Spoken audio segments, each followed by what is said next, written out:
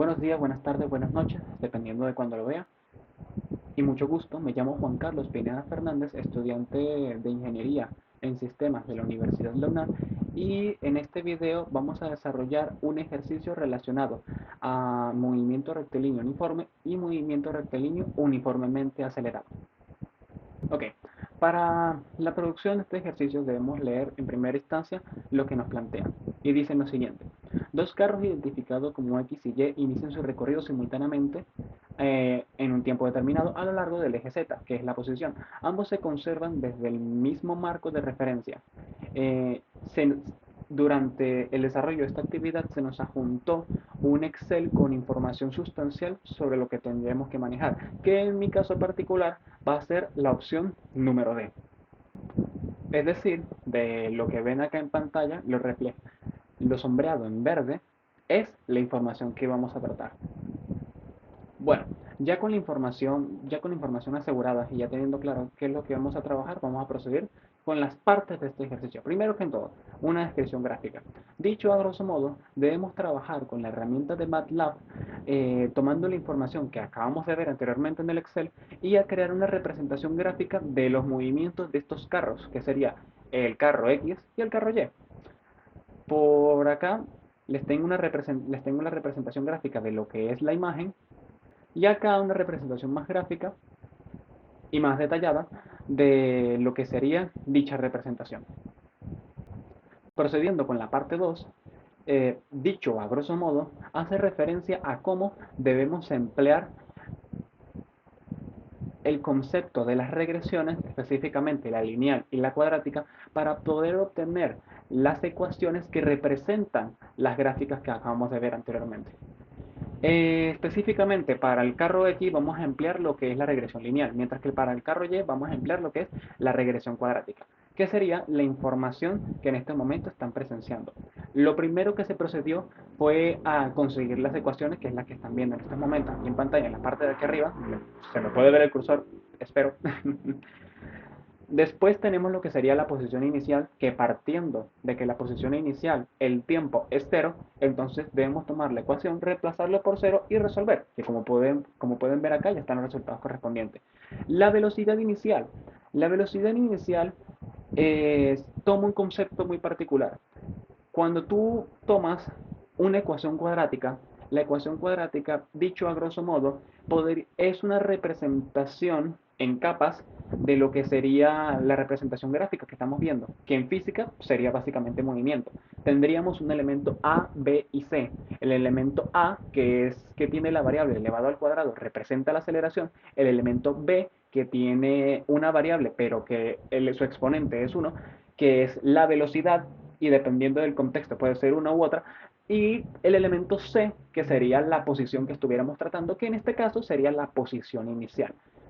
Viendo cómo calcular la velocidad inicial de entre el carro X y el carro Y, lo que se hizo fue tomar sus valores y derivarlos una vez para que el elemento B de la ecuación se encuentre libre de variables y por lo tanto se pueda calcular. Dicho mal y pronto, es como si tuviésemos una cebolla y la cebolla estuviese con capas. A medida que vamos derivando, a medida que vamos acercándonos a una capa. La primera capa es la posición. Después de la primera derivación, la siguiente capa es la velocidad y después de otra derivación, la siguiente capa es la aceleración. Por lo menos en este contexto, cuando nos limitamos a un máximo de una ecuación cuadrática, que es la que están viendo en pantalla. Pero sí, a grosso modo, es como se entiende y cómo se consigue los valores de las velocidades iniciales de ambos carros. Y basándonos en esta misma lógica, pero haciendo, haciendo todavía más despliegue de esta habilidad de ir permeando entre las capas e ir derivando una y otra vez, obtenemos lo que son las aceleraciones de ambos medios, que en este caso, en el carro X sería equivalente a cero, porque como pudieron ver, al ser una línea recta, el vehículo al tener una velocidad continua no tiene aceleración, por lo tanto es congruente que el valor no es de cero, y el otro que al ser representado como una curva, es decir, una velocidad que varía con el pasar del tiempo, sí posee una aceleración, un medio que lo hace cambiar, que en este caso es 2 metros por segundo al cuadrado. Listo.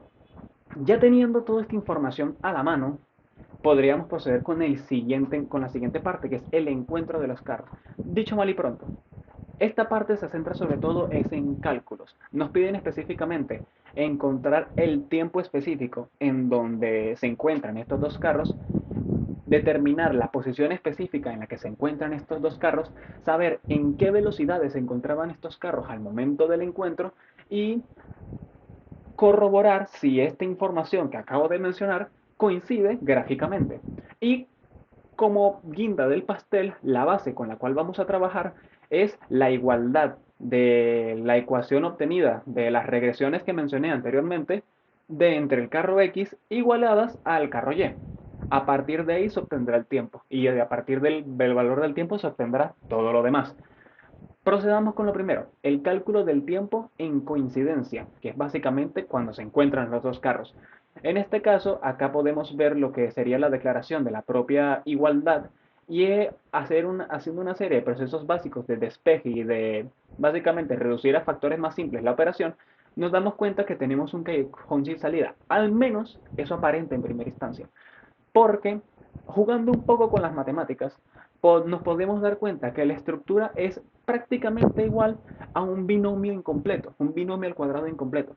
Y teniendo en cuenta que esto es básicamente una ecuación cuadrática, vamos a trabajar con el lado derecho de la igualdad como si fuese un binomio al cuadrado incompleto para obtener ese factor que falta, y ese factor que falta a su vez nos va a ayudar a completar la ecuación cuadrática, lo que nos va a permitir obtener el valor de los tiempos, que en este caso, al ser una ecuación cuadrática, sí o sí vamos a tener dos posibilidades, cuando la ecuación tiende a más y cuando la ecuación tiende a menos. En este caso, para ser un poco más concretos y ser fieles al declarar términos, definimos lo que sería en términos convenientes eh, una fórmula general de cómo sería un binomio al cuadrado.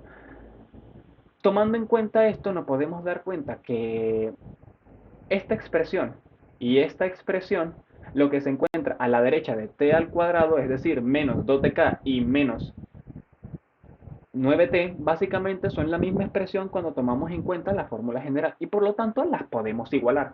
Cuando las podemos igualar podemos despejar y cuando podemos despejar obtenemos el valor de la otra variable del binomio, que en este caso es k, que al estar en cuadrado porque ser el único elemento que falta, pues se procede, se resuelve y se obtiene el valor.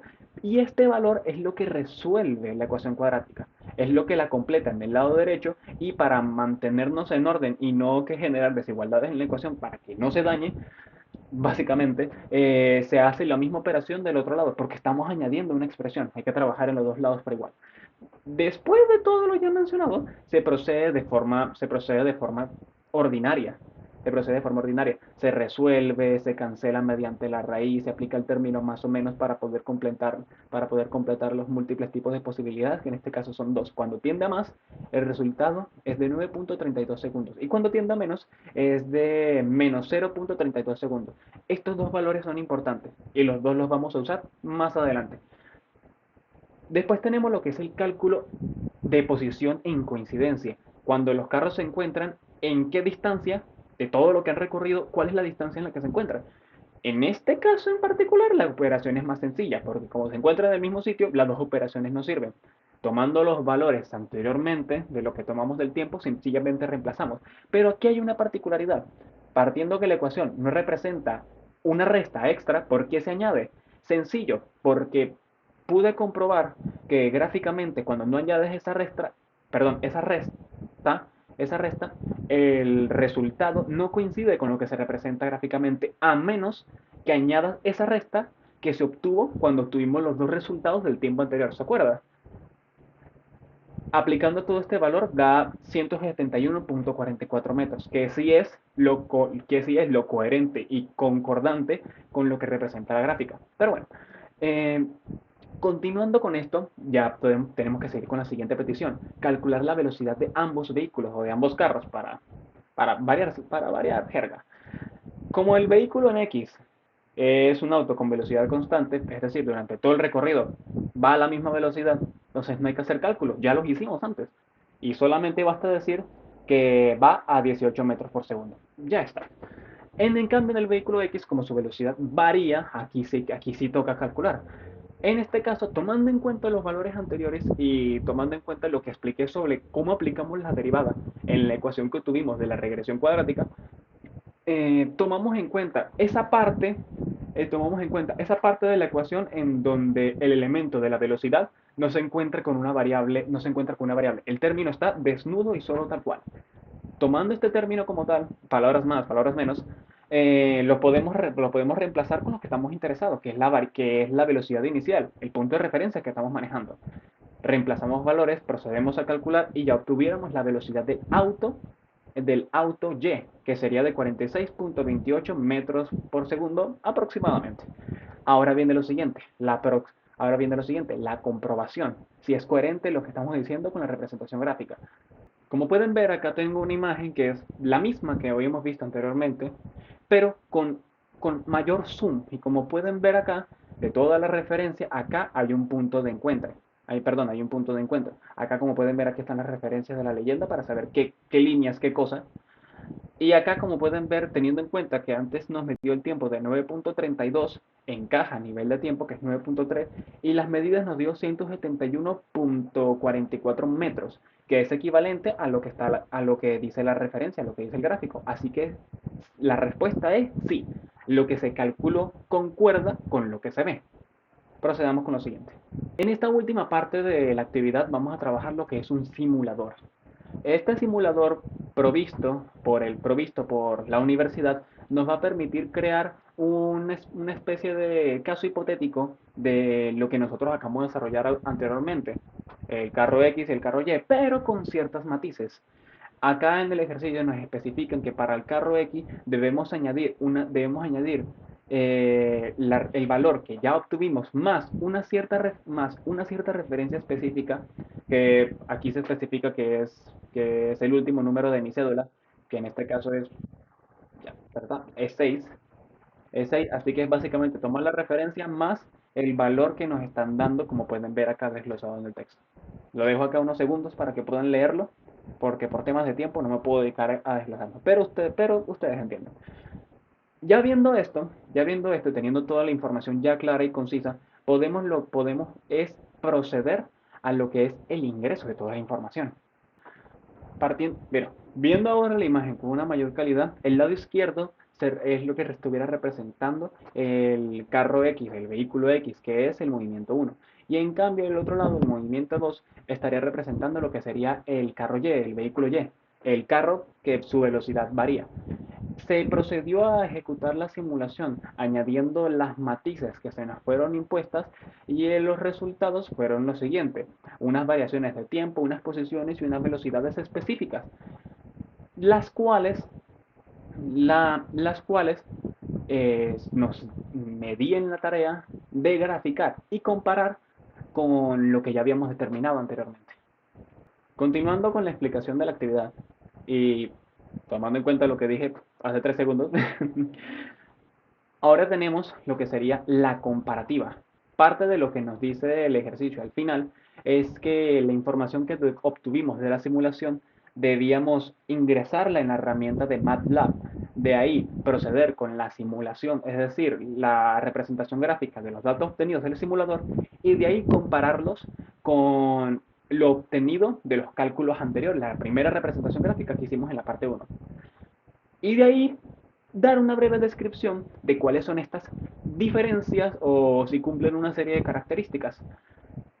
Que acá, como pueden ver, acá tenemos la referencia de lo que sería esta comparativa o este versus, por decirlo de algún modo, entre las dos posibles representaciones. Las líneas amarilla y morada son las líneas obtenidas a partir del cálculo y las líneas naranjas y azul son las líneas obtenidas a partir de la simulación. Como pueden ver, se puede afirmar de parte de ambas que tanto lo del simulador, tanto como lo del cálculo, ambas comparten la misma característica. Los carros se encuentran en algún punto, los carros coinciden en alguna instancia de tiempo y lugar. La principal diferencia o la principal matiz es que